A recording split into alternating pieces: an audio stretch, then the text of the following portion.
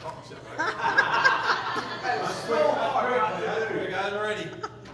You know what the bad thing about it is that when we're going to get back to normal, then I'm not going to say, open your song books, and I'm just going to say, okay, we're going to sing blah, blah, blah.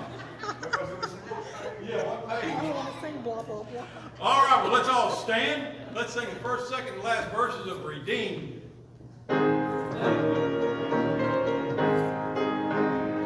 Redeemed, I love to proclaim it, redeemed by the blood of the Lamb, redeemed through His infinite mercy, His child and forever I am. Redeemed, redeemed, redeemed by the blood of the Lamb, redeemed, redeemed,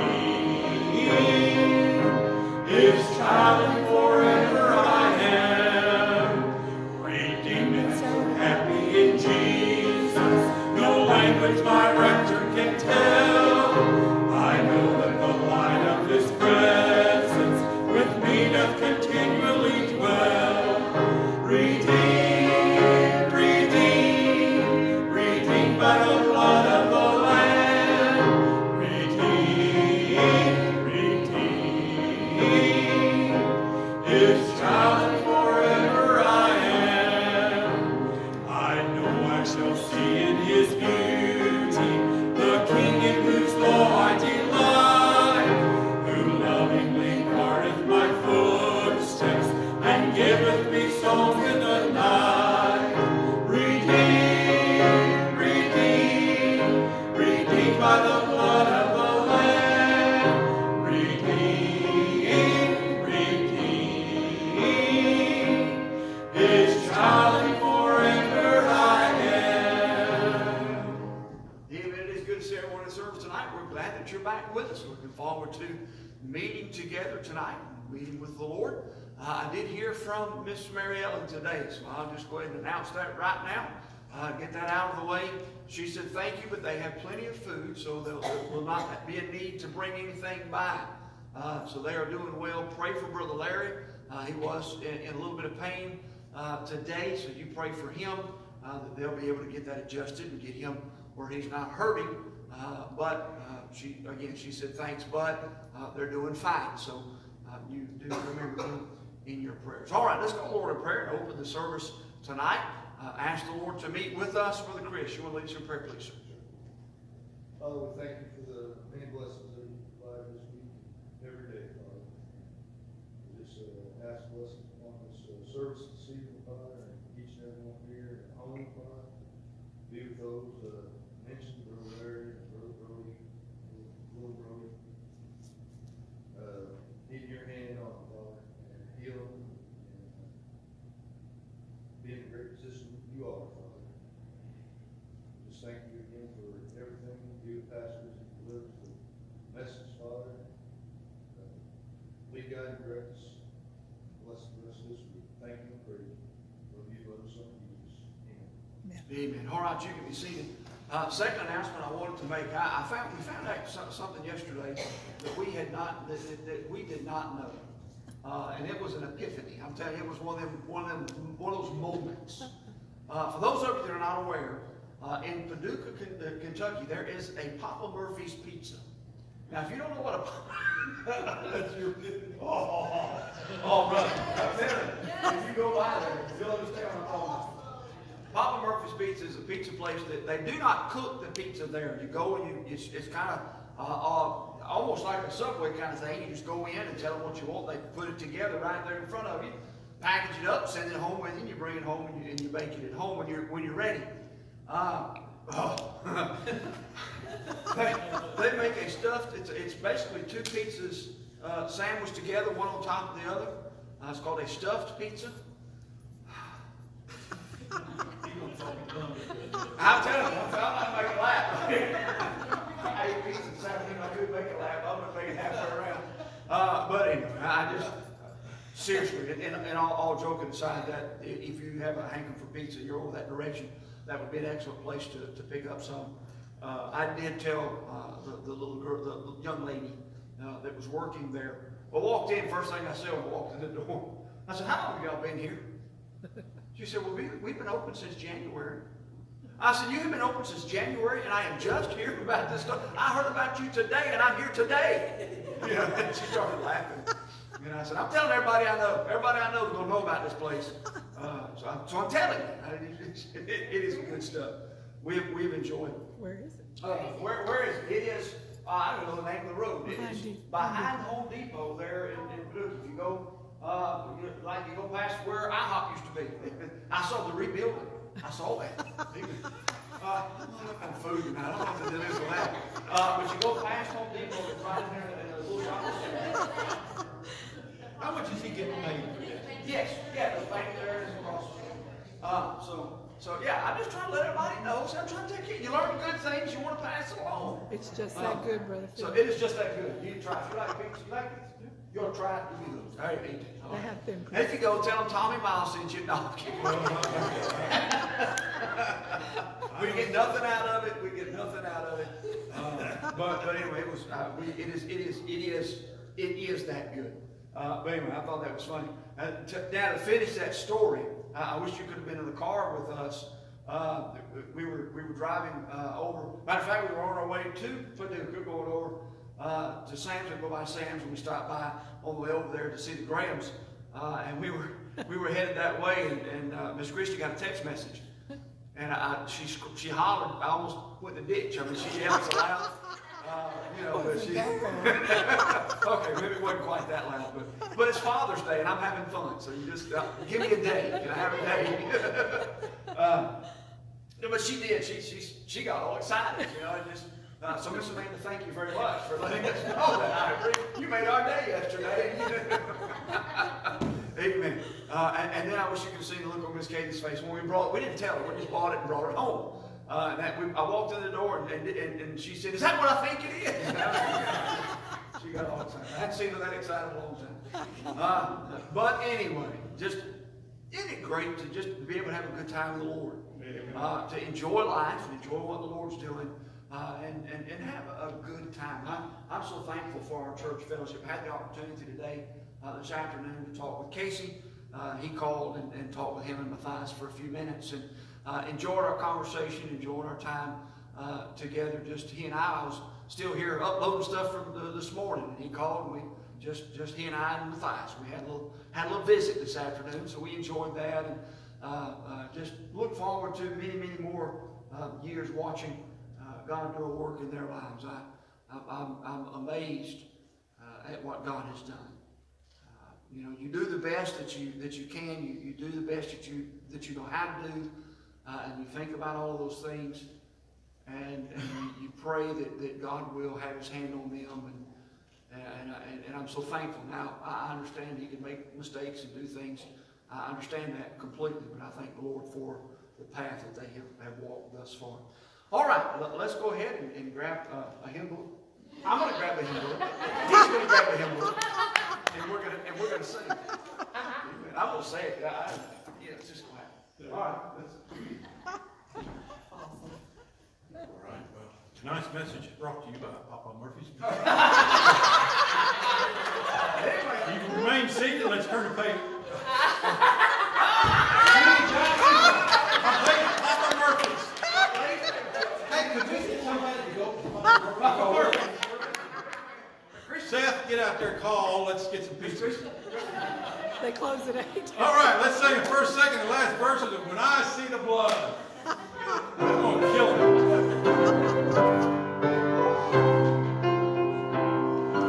Christ, our Redeemer, died on the cross, died for the sinner, paid all his due. All who receive him need never fear. Yes, he will pass over you. When I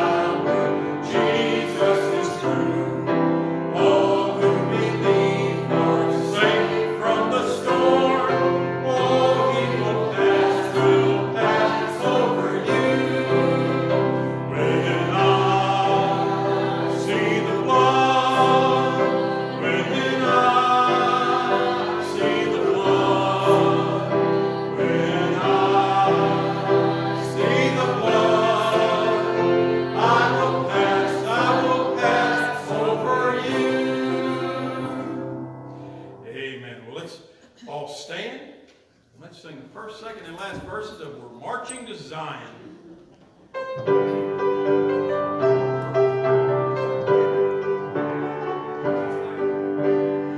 Come we've had love the Lord and let our joy be known. Then run the song with sweet accord, join in a song with sweet accord, and thus surround the throne, and thus surround the throne. We're marching to Zion, beautiful, beautiful Zion. We're marching up to Zion, the beautiful city of God.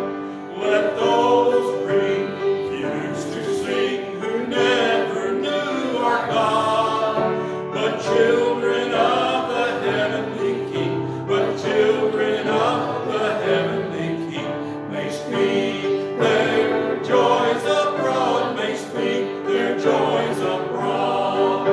We're marching to Zion, beautiful, beautiful Zion. We're marching upward to Zion, the beautiful city of God. Then let our songs abound and every tear be dry. We're marching through Emmanuel's ground. We're marching through Emmanuel's ground to fairer worlds on high, to fairer worlds on high. We're marching to Zion, beautiful, beautiful Zion. We're marching upward to Zion, the beautiful city of God. Amen. You may be seated. Miss Emma, you come on.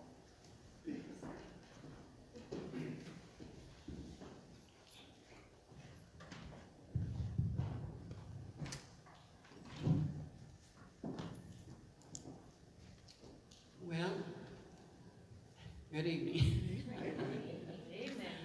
I was thinking maybe Papa Murphy's would send us some pizza since they got all the free advertisement out. I'll check with you. Yeah, I went out over Facebook there, but that's great.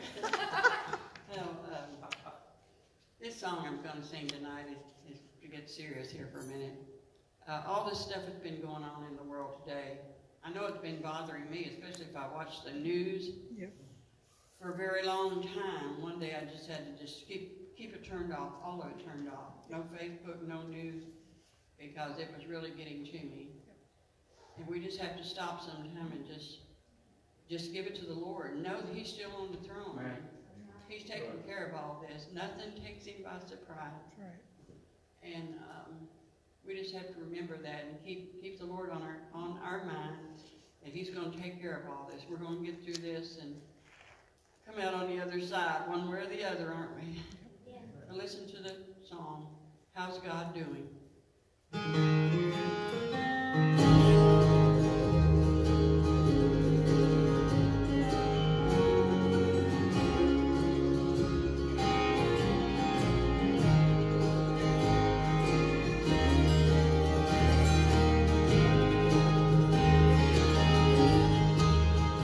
There's a battle going on between right and wrong. The common ground where once we stood is gone. In a world filled with hate, it seems we've lost our place. How's God doing? He's holding His own.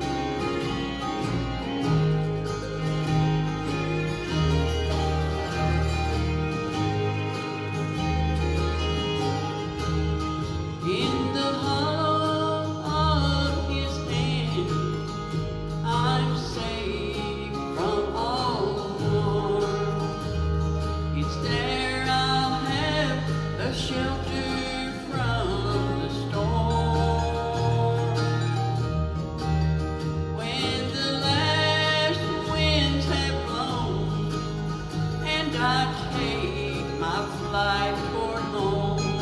How's God doing? He's still holding his own. He's holding his own like he promised to. Those two nail-scarred hands won't ever let me go. That old cross that brought me grace each day reminds me. How's God doing? He's holding his own. That old cross that brought me grace each day reminds me. How's God doing? He's holding his own. Amen.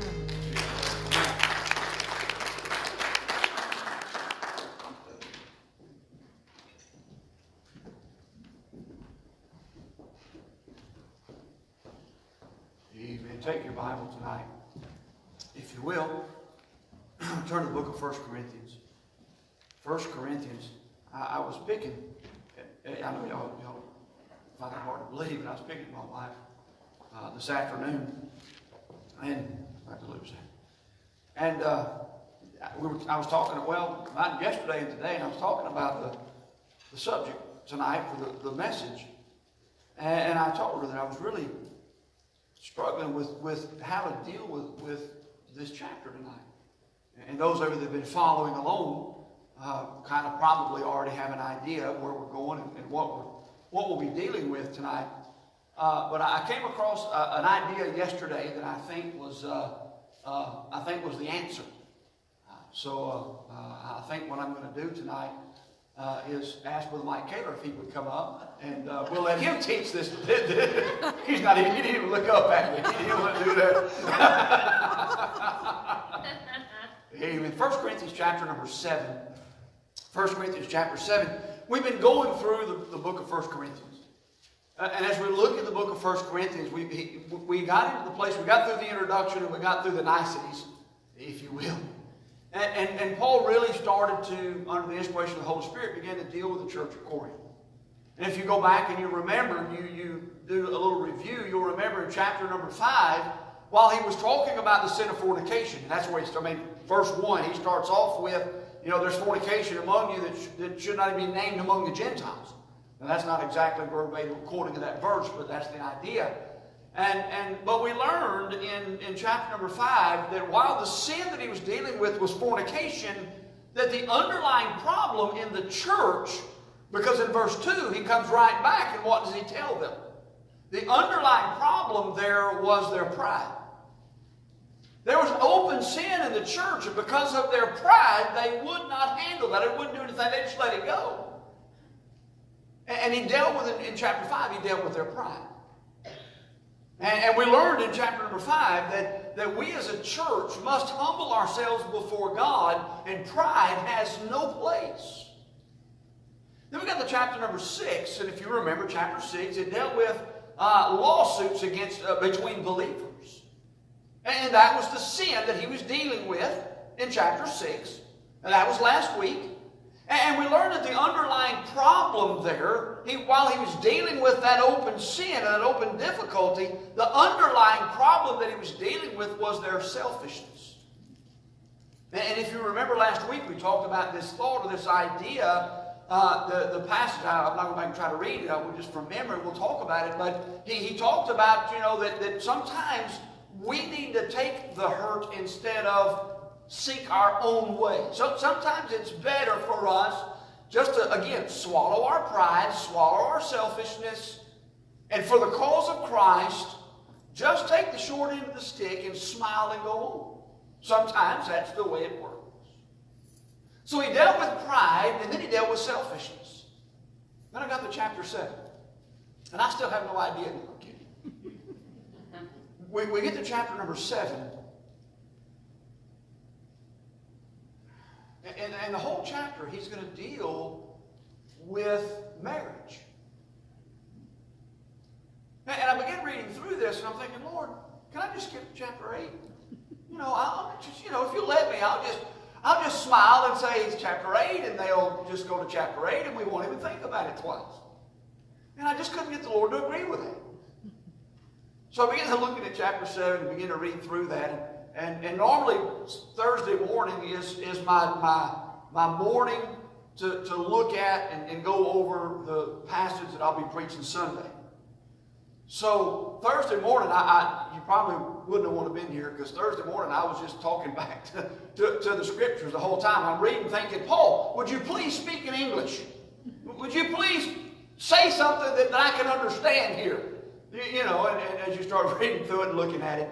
And I know when we got to the live feed, the live stream, Thursday morning, it was probably, I don't know, maybe you can see that a little bit, but anyway. So, as we went through this and read through it, here's what I came to. I've already told you the subject matter that he's going to deal with, and we're going to explain that in just a little bit in light of some of the things that were going on there and why he would say some of the things that he did. But by way of introduction, while he's dealt in chapter 5 with open sin of fornication, and then while he's dealt in chapter 6 with the sin of selfishness, and the fruit of that being displayed in public, in chapter 7, he turns a little bit, and he's going to deal with something a little bit different. We're going to go from an understanding of that he's talking about condemning sin. He's talking about an attitude of doing right, that others might see our love. And then in chapter 7, here's what he's going to deal with. Then we'll read and we'll just jump right in. He's going to deal with some folks that had, hang with me, that had a lack of knowledge. Now, I started to use the word ignorance, but I wanted to get away from that, because honestly, I think what we see here is not what we would class or what we would term ignorance, but they wanted to know the truth. They just did not know what to do with the situation that they were in. And we'll find that. Well, let's read it, and you'll see. So he's going to deal with the problems or the admonition of marriage, but he's also going to do it from a standpoint of explaining to them that it's not wrong to ask questions, to seek understanding, to admit that we don't have all the answers, and we need to hear from God, and we need to know what God wants us to do. As a church today, we need to hear from God. As a church today, now I preached this morning, I understand the answer is Jesus Christ. I understand that, so don't misunderstand my next statement. But you understand, we don't have all the answers of how to implement that with everybody in the world. We don't have the answer to fix all the world right now. Now, if we could just get them all saved right now, that would fix a lot of problems. There's nothing wrong with us seeking God and asking Him, God, how do we get there? How do we follow you? God, we don't know how to make such an impact that it's going to make a huge difference in our world. How do we do that? Oh, we need knowledge and understanding from God. So 1 Corinthians chapter number 7, if you'd like to stand, we're going to start reading in verse number 1. We'll read a few verses. I'm not sure how many we're going to read this evening, to get us there. I'm preaching for a long time today. Verse number 1. Now concerning the things, now catch this.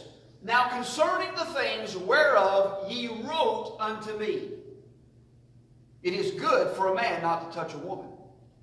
Nevertheless, to avoid fornication, let every man have his own wife, and let every woman have her own husband. Let the husband render unto the wife due benevolence, and likewise also the wife unto the husband. The wife hath not power of her own body, but the husband, and likewise also the husband hath not power of his own body, but the wife. Defraud ye not one the other, except it be with consent for a time, that you may give yourselves to fasting and prayer. And come together again, that Satan tempt you not for your incontinency. But I speak this by permission and not of commandment. For I would that all men were even as I myself, but every man hath his proper gift of God, one after his manner, and another after that. I say therefore to the unmarried and widows, it is good for them if they abide, even as I. But if they cannot contain, let them marry.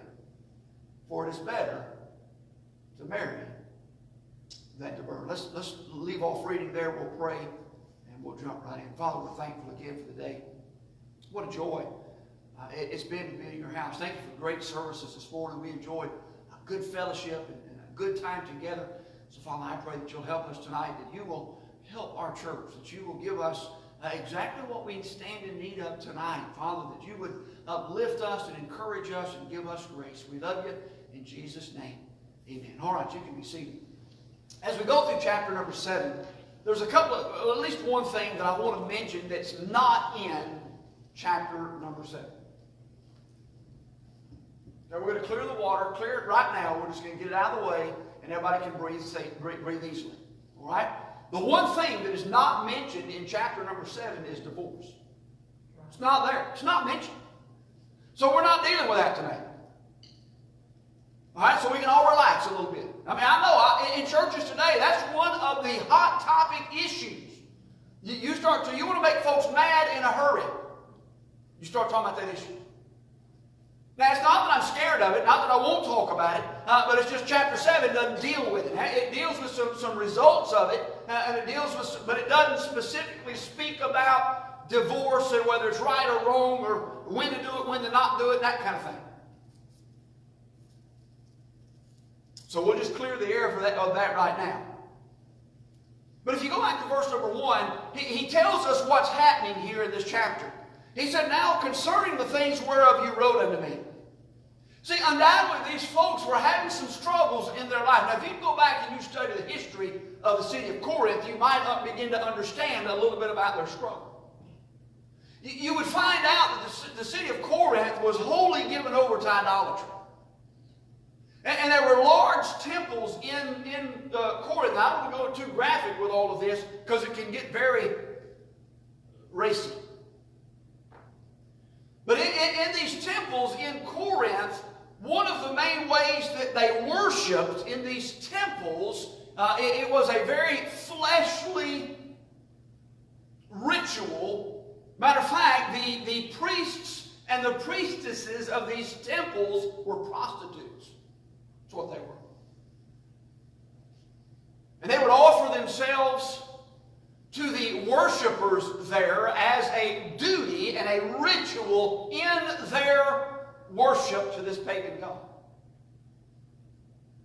So you'll find out very quickly that in the mind of the Corinthians, when you began to talk about sexual purity and sexual activity, they were very, very, very confused about what was right and what was not. And they were making laws and rules, and they were making decisions, and they were saying, boy, you got to live this way, and you got to do this, and you got to make sure it's like this, and they just didn't know what to do. So they were writing to Paul saying, look, we've got some problems. We need some help. We've got all of these different ideas. What do we do?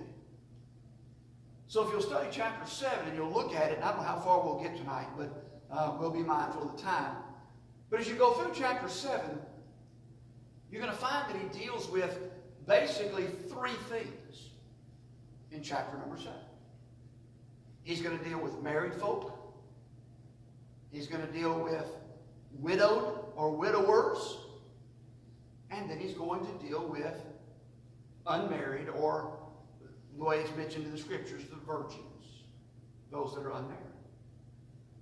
And he's going to deal with each class or each group in a very specific way. Now remember, he's trying to educate them.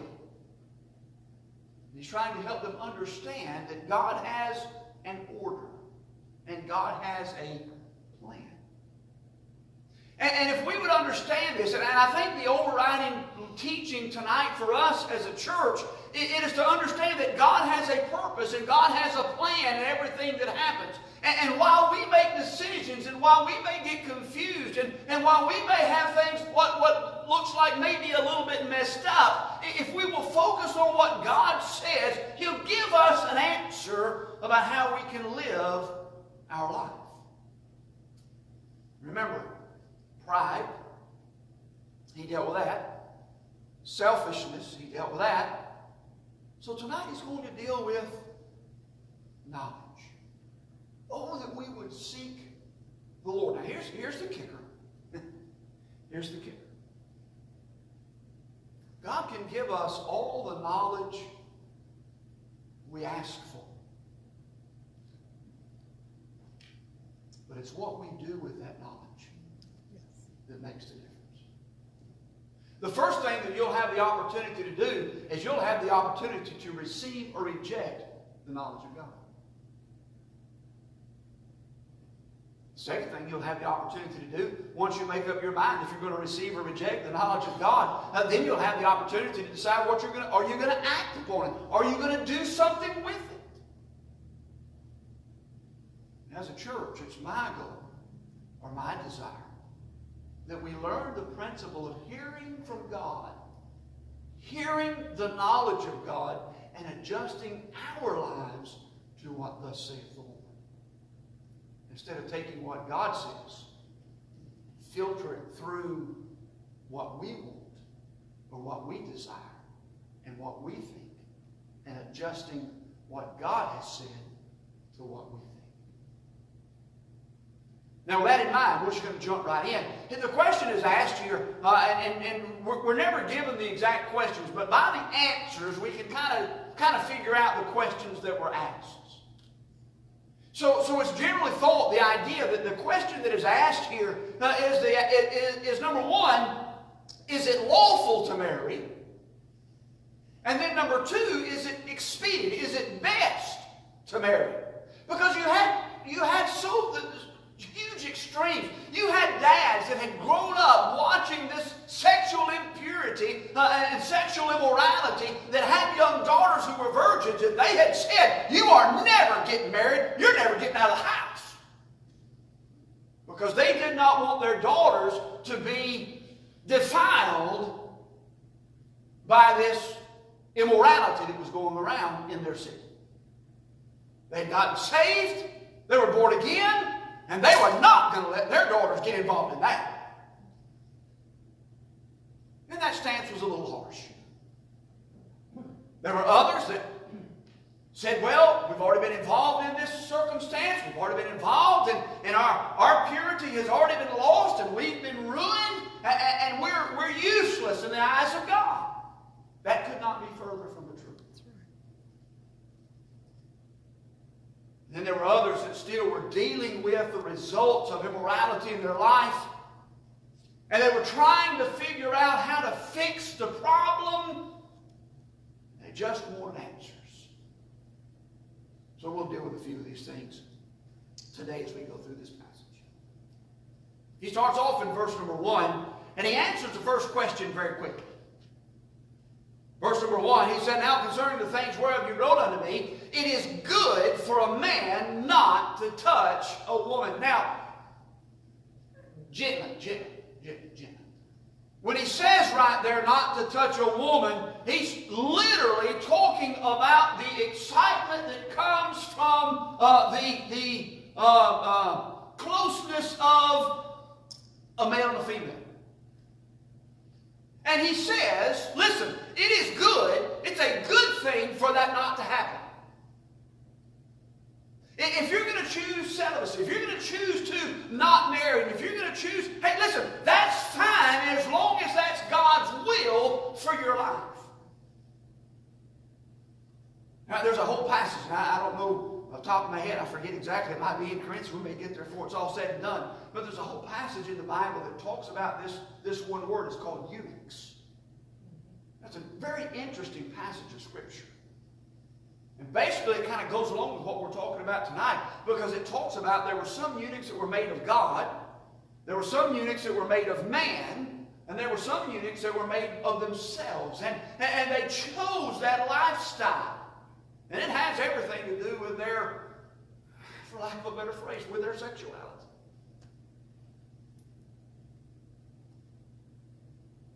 So he starts off very quickly and he says this. It's good. There's some value. There's some virtue.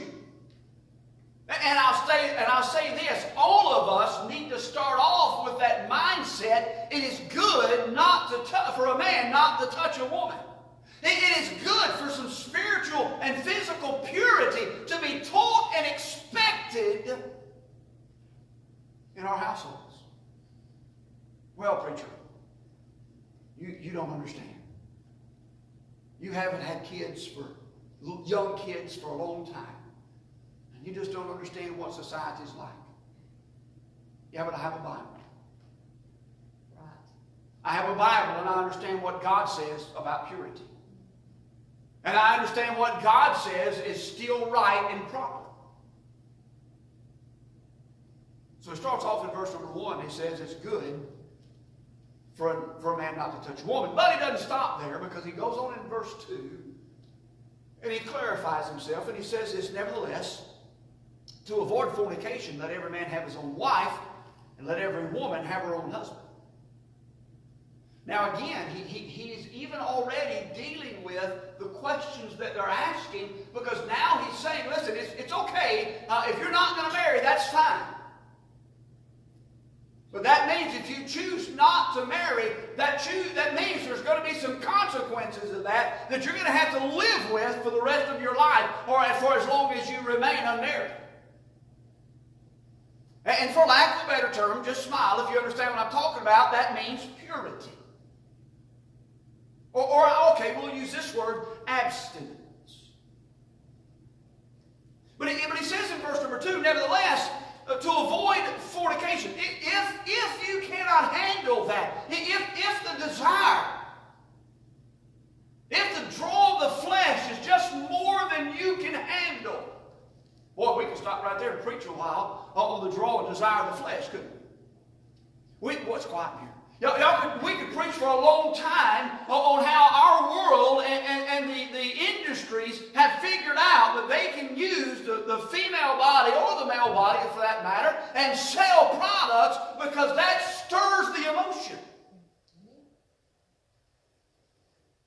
Paul warns us here, and he says this, listen, if you can't contain yourself, that to avoid fornication, if you cannot contain yourself, then let every man have his own wife, and let every woman have her own husband. And I like the way he puts that in there. Why do you say it that way? Listen, it don't take long for you to study Jewish history to find out that the Jewish people, now this is not a racial thing, okay? This is not a slur against them. But you read the Bible and you'll find that the Jewish people are very, very quick at trying to find loopholes. You go back and you study when God gave them laws, they began to try to find ways around the law of God. And that's exactly what they did with this idea of marriage. And it had gotten so bad that in some cases you could get a divorce for a couple of hours. Now those of you that have been around the block once or twice understand what that's for. Well, I'm going to divorce my wife for a couple of hours, and then when that's over, I'm going to go back to her. And they had that written into their law. They could do that.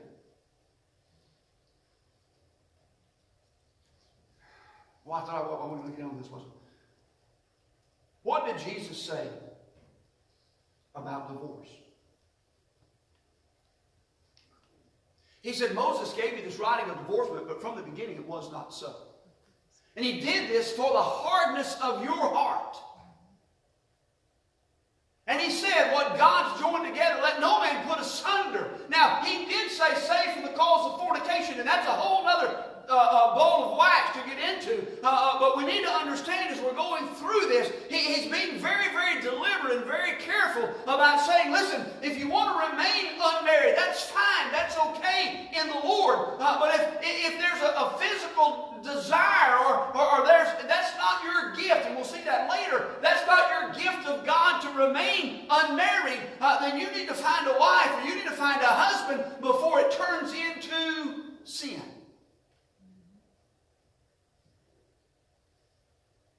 Because there's been a lot of well-meaning young people that started out one way and ended up in the wrong place. Then he said in verse 3, now we're talking about to married folks now. He starts in verse number 3 and he says this, let the husband render unto the wife due benevolence, and likewise the wife unto the husband.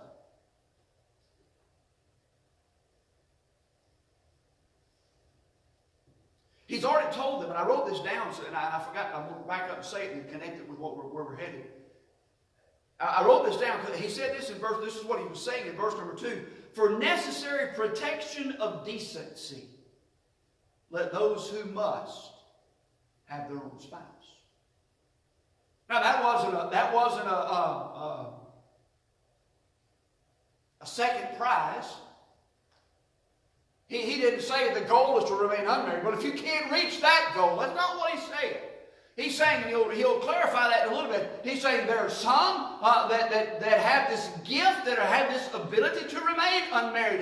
And that's God working in their life. That's fine. That's their calling of God. And then there are others that God's called them to be joined together with a spouse. And that's God's calling in their life. And that's good. And that's fine. You know, and I think this principle needs to be preached more from our pulpits. And I don't know that I've ever really talked to my daughter about this specifically. Let's see, she was probably 18, 19 years old. And it dawned on me one day what I was doing to my daughter. I was putting pressure on her. We make jokes, and we have our relationship. I used to tell her she'd go preach, she'd go with me to preach, and she'd preach well, she'd preach better than I did. But we'd go to preach, and she'd go with me, and sometimes Miss Christie was able to go, and there were times that Miss Christie was sick, and so Miss Katie she was usually my co-pilot. And I was always joking. We'd get there, and I would say something like this, foolish. I'd say something like this. This is my daughter.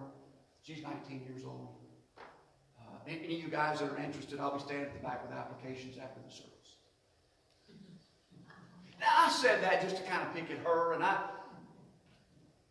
but I began to understand what the pressure that was putting on her.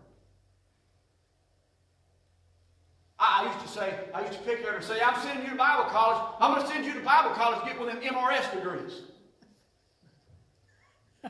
Some of y'all wake up in the middle of the night and go, oh, I know what he meant by that. Amen. But I had to come to a conclusion. I had help. Somebody helped me wake up to the fact that is undue pressure that I'm applying to my daughter. I did not, I came to the understanding, I did not want my daughter to think that if she wasn't married by the time she reached a certain age, that she must be doing something wrong. Right. She wears a ring to this day. But I gave her her 17th birthday. And I gave her that ring and I said, baby, you wear this.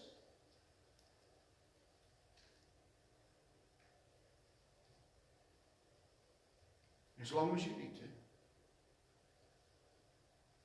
And if there comes a day when God sends a young man on this way, we'll replace him.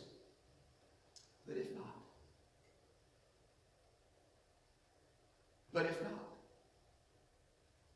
as long as you're in God's will and seeking God's way, that is happy.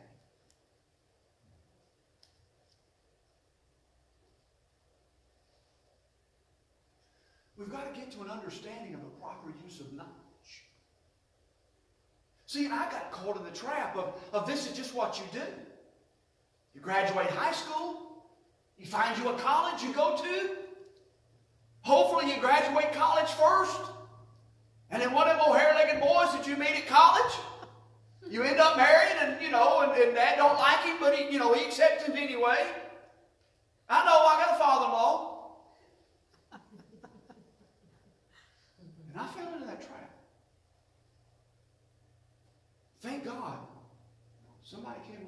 help me understand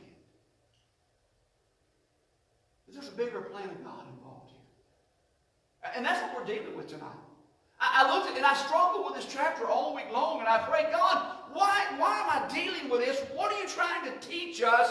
And it was almost like a light bulb went off when he said, listen, son, it's not so much about whether they're married or not. It's all about God's will for their life. And it's about finding the knowledge of God and understanding that God's doing a work and God wants to do great things in their life. And he has the answer for your situation. Let the husband render, verse 3. Let the husband render unto the wife due benevolence, likewise the wife unto the husband. Hey, if you want to write this down, here's a good message for you. Marriage, what's it for? There are 5 things that marriage is for. See, most folks, most natural, can I say it this way without being crude? Most natural men usually think marriage is for one thing. Now just shake your head. We all know what I'm talking about. But we want to get biblical. We want to understand what marriage is for. Let me give you 5. I'm not going to preach them. I'm just going to give them to you, write them down real quick, and we'll move on. 5 things marriage is for. Number 1 is procreation. Genesis chapter 1:28. It's in the book. It's there. Number 2, for pleasure. Listen, I enjoy being with my wife. I enjoy just sitting next to her on the couch. I enjoy riding next to her in the car. We might not say 3 words to each other, but I just enjoy her being there. Proverbs chapter 5, verse 18 and verse 19. For partnership. For partnership. I'm glad I'm not in this by myself, because I sure would make a mess of that. I'm glad God's given me a completer that I can go talk to and say, honey, listen, I can't tell you the number of times my wife's come to me and said,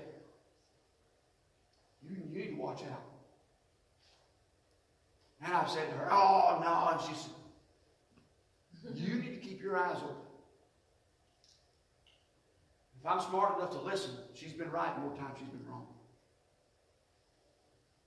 Fellas, come on now.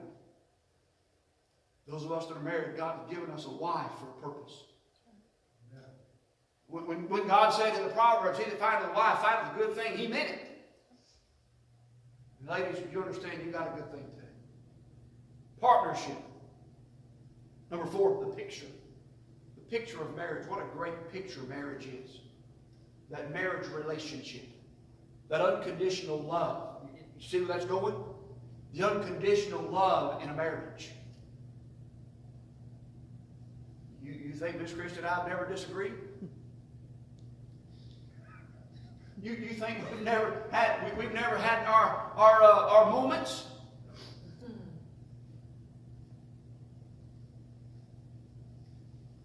The picture of marriage is that we're able to work out those problems, work through those difficulties. We're able to get together, get along with God, and let God work in our lives. And number 5 is for purity. Purity is a big thing with God. Purity is a big thing with God.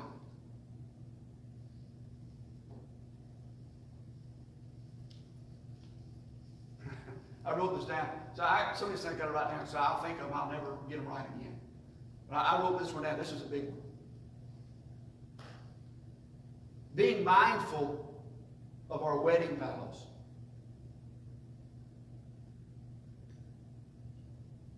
Being mindful of our wedding vows and our promises keep us obligated to the relationship. Being mindful of our vows and our promises. Promise to love her, sickness and health. What's the other one? Wealth, I didn't get the wealth part. Till death do us part. No matter what comes, no matter what happens, she is stuck with me for life. No, I mean not that she stayed with me. I mean she's stuck with me. We're just going to work it out. We're just going to get by. We're going to find God, and we're going to follow Him.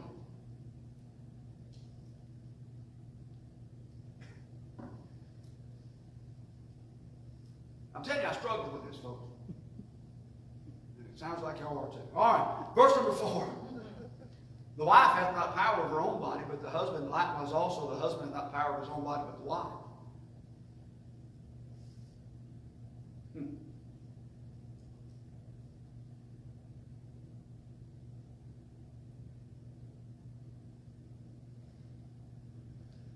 I wrote this question down.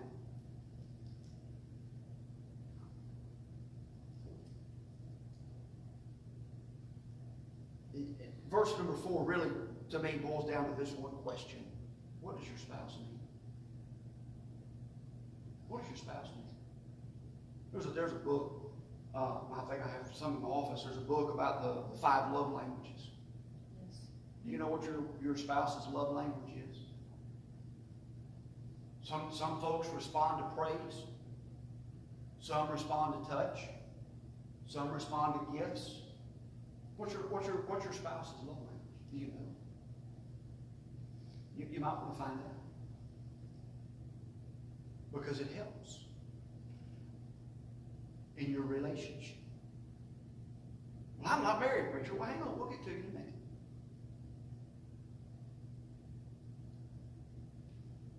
What's your spouse need? Is it all about me? See, when you start talking about the idea of pride and selfishness, now we're getting to this idea of the knowledge of God. It combines all of those things. It says, listen, we cannot have a right marriage relationship and live in pride. It will not work. Because when you start thinking about what I want and what I need and me and me and me, you're going to have problems. Because you're going to start demanding things and you're going to start saying, and you're going to start becoming resentful because you're not getting what you think you deserve. But here's the big question. What's your wife, what's your spouse need? If you'll spend more time worried about what your spouse needs and less about what you need, you'll find that your needs are fulfilled more than they were before. Now, this is not a marriage 101, but we're on that, so we'll deal with that. Verse 5, you don't even want me to go into verse 5. I'm going to read it. Then we're going to move on. Defraud ye not one the other, except it be with consent, for a time, that you may give yourself to fasting and prayer, and come together again, that Satan tempt you not for your incontinency. Hey, listen, he said this, don't keep back by deception, don't defraud your spouse. Why not? You're going to fall to the temptation of the devil. What are the only reasons he gives for abstaining? 2 things he talked about here, fasting and prayer. It's a denying of the physical that will emphasize the spiritual. Now, verse number 6, some folks will take verse number 6 and they will twist it and try to write off everything that's just been said. I'm going to read it. It says this, but I speak this by permission and not of commandment. See, what even the command of God. He's just saying, this is my idea. It's not from God, it's just from him. No, that's not what he's saying here. Yes, he is saying this is not an express commandment of God that I've given you. He said, but I am speaking this. I'm giving you this practical application from God to you that you understand about all this idea of marriage. Then he goes on and says, for I would that all men were even as myself. Well, this opens a can of worms, doesn't it? But every man hath his proper gift of God, one after this manner, and another after that. He says here, most folks believe, and the big debate is, was Paul widowed? Was he a widower, or was he divorced, or was he separated from his wife? We don't know. He was one of the 3. Well, how do you know, preacher? Okay, Paul was on the Sanhedrin Council. We know that from the book of Acts. One of the guidelines, one of the rules to be on the Sanhedrin Council was you had to be married. So Paul at one time had a wife. At this time he don't. We don't know what happened to her. We don't know if she died. We don't know if she left. We do not know what happened to Paul's wife. But Paul is saying this. He's saying, I wish you could be like me. I wish that you could abstain and stay like I am, but that's not for everybody. And he gives us that in the latter part of verse number 7, where he says, every man hath his proper gift of God, one after this manner, and another after that. Some can handle not being married, some can't. You find God's direction for your life, and you get involved. He gets into verse number 9. We spent a lot of time in the first part, but he gets into verse number 8. He says this, I say therefore to the unmarried and widows, it is good for them if they abide even as I. It's okay. He said, listen, it's all right. If you remain unmarried, that's fine. There's no pressure. There's no rule that says, oh, well, bless God, if you just, well, what's wrong with you? You can't find. No, listen, don't let the pressures of this world push you into their mold. Verse number 9, but if they cannot contain, let them marry, for it is better to marry than to burn. He goes on in verse number 8, it says, but it's a good idea to keep the flesh from causing greater issues. If it's God's will for you not to marry, that's fine. But if you need to marry, and God leads you to that person, and you find that person, that's okay too. I remember when Dad remarried. And you want to talk a messed up family life. I mean, I had a stepdad and a stepmom, and I don't know what she was, all right? My dad, we talked about it this morning, my dad married my mom when I was 6, so I had a stepdad. When my mom passed away in 91, 9 years, 7 years, 10 years, it was 10 years. 10 years later, my dad remarried, so now I had a stepdad and a stepmom. What else do you call it? You know a dysfunctional family. That's me, right? Okay. But I remember when Mom first passed away, Dad was very adamant. I'll never remarry. And we all said, Dad, that's fine. And whatever you need, whatever you feel like, look, I'll never. And he used to say this. He used to say, once you've had the best, no use for the rest. That was what he used to say. Then about 9 years down the road, some things began to change, and we began to think something's up. He would call us, religious, a certain time every week, and he was just very, very, and then he started missing calls and being different places, and that's the whole story. I don't have time for that whole story, but I remember, I don't know what Dad thought when he approached us and told us that he was going to. I don't know what he expected from us. I don't know what he thought we were going to do. I can tell you what my sister. She might be watching. Hi, Barb. I can tell you what my sister did. My sister never did like her. I don't know what it was. They just never got along. They just didn't. Okay, they just didn't. That's just the truth. She tolerated her because Dad loved her, but really she didn't. And she was okay. I mean, it wasn't Mom, but she made Dad happy. That was the whole deal. She took great care of Dad. So the idea here is this. We get so caught up. It's the idea of God saying, listen, you follow the leadership of God. You use the knowledge that God's given. You get into Scriptures, and we'll get that understanding. God, I gotta quit. We'll get that in the Scriptures when we get to the end of this. But he goes through and he says, listen, you follow the leadership of the Lord. He said in verse 10, and unto the married I command, yet not I, but the Lord, let not the wife depart from her husband, and if she depart, let her remain unmarried, or be reconciled unto her husband, and let not the husband put away his wife. I mean, verse 10 and verse 11 are huge in the area of divorce and remarriage. I mean, we're talking Bible. We're just reading what the Bible says. Now, we're not trying to be condemning. We're not trying to throw rocks at someone that's been through a divorce or been through these things. That's not the point. The point is, let's find out what God desires and what God has to say now, and let's do the best we can to be in the very will of God for our life. Now, I'm going to finish. We need to just finish because we're way out of time. But there was a verse in here that I wanted to share with you. If I can find it.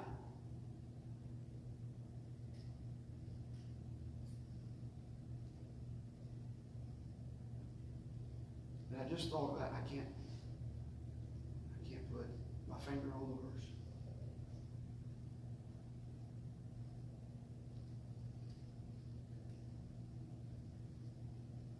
All right.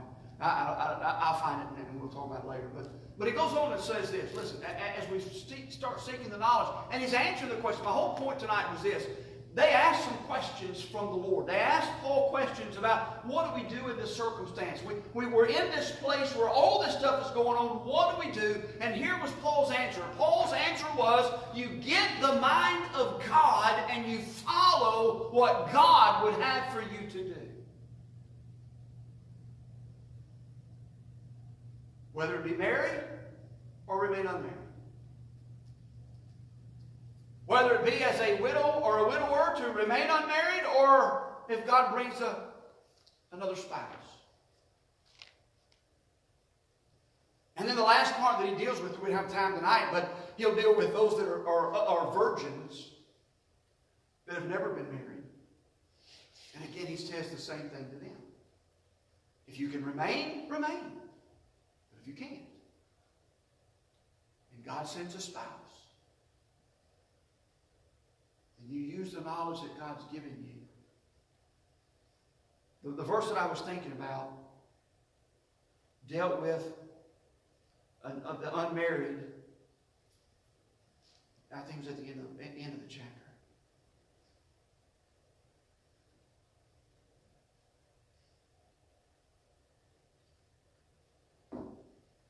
That talks about that it was okay for a widow to remarry, but he says this. He says, but only in the Lord.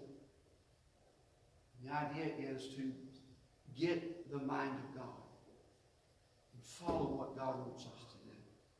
See, this chapter, while dealing with marriage, is such a huge chapter, or a huge principle for us as Christians. We need to learn so much from this passage because it's a principle that will carry us in every aspect of our lives. What we need to do in every circumstance is find our mind of Christ. Get in this book. Let God speak to our hearts. Make decisions based on what God is doing in our life. Not what I want in the flesh. Now, don't raise your hand. But how many of us would have to say, well, I really got in trouble when I listened to this flesh. And I made some decisions that I'm not proud of. I made some decisions. I did some things that I should not have done. I can't go back and change those now. I sure wish I wouldn't have done them, but I can't go back and change them now. But bless God, from this day forward, I can make better choices. And I can listen to the will of God. And I can get a hold of the knowledge of God from His book. And I can let God lead me. That's what we need. That's what our country needs. Our country needs people who will listen to the leadership of God. Head your eyes are closed.